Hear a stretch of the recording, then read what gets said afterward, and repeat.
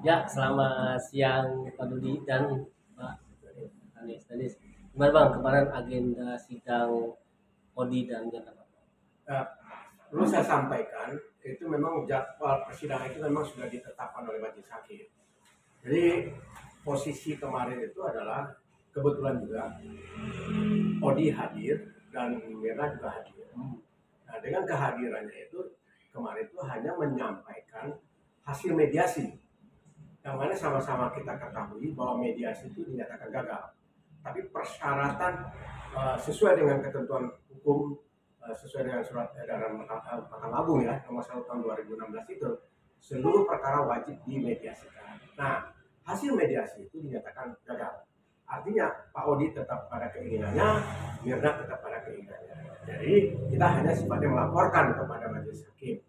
Nah, dalam proses di kemarin di persidangan, kuasa hukum dari Mirna dan Mirnanya juga hadir, dia mengajukan perubahan dan perbaikan atas gugatan yang diajukan. Ya, eh, pertama dia mencabut baik dalam posita maupun petitum. Itu pertama dia mencabut hak pengasuhan anak. Itu pertama. Dan yang kedua dia juga mencabut hak eh, nafkah anak. Dan kemudian dia juga mencabut tentang kewajiban hukum tentang gugatan yang diajukan oleh dia, uang idah. Selama masa idah itu dia akan menuntut 150 juta dengan perhitungannya 50 juta per bulan. Itu dicabut. Nah, yang keempat, dia juga mengurungkan niatnya untuk mencabut mengenai masalah mut'ah. Mut'ah ini kan dia minta terang-terangan, dia minta rumah yang dipercetakan negara dan apartemen yang ada di Casablanca itu dicabut oleh dia, dan dia mengatakan saya cabut semuanya. Jadi permintaan dia sekarang adalah hanya cerai saja. Nah, kemudian uang mut'ah idah itu dia hanya minta 3.000 rupiah dari 150 juta, dia minta 3.000 rupiah. Dan dia tetap bertahan dengan nafkah lampau, nafkah terhutang sekitar 225 juta ya. Nah, itu yang dia tetap dipertahankan. Nah, itulah kondisinya. Jadi majelis hakim dan kami juga sudah mendapatkan perubahan dan perbaikan dari gugatan, dan itu disetujui oleh majelis hakim, dan kami selaku kuasa dalam hal ini kuasanya Pak Odi ya tetap menerima saja atas perbaikan karena belum masuk kepada jawab menjawab. Kalau sudah masuk jawab menjawab itu tidak ada lagi kewenangan baik siapapun, baik penggugat maupun tergugat, itu tidak bisa merubah karena sudah terjadi jawab menjawab. Itu poinnya. Reaksi Pak Odi sendiri ketika semua dicabut, cuma membayar berapa perak doang kan ibaratnya, gimana? Ya kalau Pak Odi ini kan intinya kan hanya satu. Nah, kalau memang Anda mengajukan gugatannya, sudah saya kabulkan kerjanya. Kalau masalah tuntutan-tuntutan itu memang Pak Odi juga keberatan. Contoh misalnya ya, yang dia minta uang mut'ah. Mut'ah itu hadiah. Hadiah yang diminta kepada suami.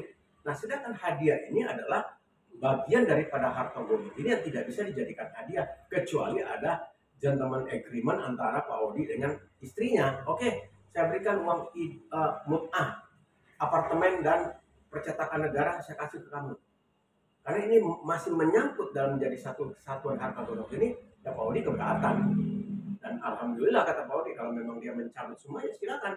Ya berarti concern kita adalah sekarang kepada permohonan dia, tuntutannya dia mau bercerai. Udah poinnya itu. Masalah utang yang di belakang itu ada sekitar 200 juta. Nah, soal masalah hutang kan dalam kapasitas dan gugatannya pun kan tidak dimasukkan hutang piutang. Nanti kalau seandainya hutang piutang itu masuk dan akan diperhitungkan dengan harta gono ini. Tapi kelihatannya setelah gugatan cerai ini dikabulkan, terus kemudian mungkin dia akan mengajukan gugatan tersendiri, gugatan harta gono ini. Jadi dia, kalau yang saya tangkap konstruksi hukum yang dia ambil sekarang adalah bagaimana memberikan satu kepastian hukum bahwa dia sudah bercerai dengan Odi, berarti perkawinannya secara agama dan secara negara legalnya jelas, legal standingnya juga masuk bahwa dia sudah bercerai, bahwa saya istrinya Odi udah bercerai. Nah, tapi dalam hal ini bisa dikaitkan juga dengan perkara yang diajukan di Bekasi itu. Nah, ini kontradiktif nanti. Nah, ini ini dia stylenya kelihatannya dia mengambil pola dikabulkan dulu yang ada di selatan ini biar terjadi satu perceraian. Tapi ada satu hal yang sangat memenuhi persyaratan yang tidak memenuhi persyaratan menurut saya, karena domisili sudah berbeda.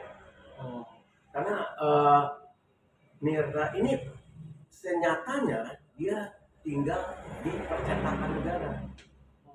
Itu harus dipahami, tinggal di percetakan negara dan dia mengajukan gugatan di Pengadilan Jakarta Selatan berdomisili di apartemen. Jadi secara logika hukum konstruksinya kan begini, apabila seorang suami mengajukan gugatan perceraian sebagai pemohon, di mana keberadaan istrinya selaku termohon, disitulah pengadilan agama yang ditunjuk. Nah, kalau istri mengajukan, di mana dia bertempat tinggal, sedangkan dia mengakui bertempat tinggal di Casablanca, padahal dia tidak tinggal di Casablanca, dan ada bukti otentiknya bahwa dia tidak tinggal di Casablanca, tapi dia tinggal di percetakan negara. Percetakan negara itu zonanya masuk zona Pengadilan Agama Jakarta Pusat. Meskipun dia nikahnya pernah di Jakarta Pusat. Ya, ini yang kadang-kadang ada kesalahan penafsiran. Biasanya orang mengatakan, saya menggugat cerai, di mana saya menikah. Sebetulnya logika hukumnya nggak seperti itu. Di mana dia bertempat tinggal terakhir selama 3 bulan berturut-turut, disitulah diajukan gugatan itu. Jadi jangan keliru bahwa saya nikah di Sumatera katanya, Medan. Berarti harus gugatnya di Medan ya? Tidak. Digugatannya di mana dia bertempat tinggal terakhir. Itu poinnya. Reaksi Odi ketika udah lama tidak bertemu istrinya Mirna kemarin gimana Bang Abang lihat? Jujur ya, dalam persidangan kemarin walaupun Mirna dengan Odi itu berhadir dalam persidangan, mereka tidak bertegur sapa. Sudah tidak ada komunikasi, tidak ada salaman, tidak ada just to say hello, nggak ada. Dingin aja Bang. Dingin aja. Odi masuk, Mirna masuk, selesai sidang Odi pergi, Mirna juga pergi. Jadi nggak ada lagi hubungan komunikasi yang menurut penilaian saya sudah sangat amat terputus. Dan tidak ada lagi pembicaraan, bersosialisasi, berbicara bagaimana sehat atau tidak, itu tidak ada. Nah, ini saya ditambahin. Paling saya menjawab terutamanya memang gugat untuk bahwa mereka menuntut terus yang belum dibayarkan. Namun keterangan dari selama ini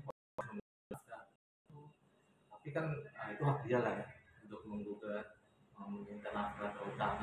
Nafkah itu kan harus benar atau tidak dari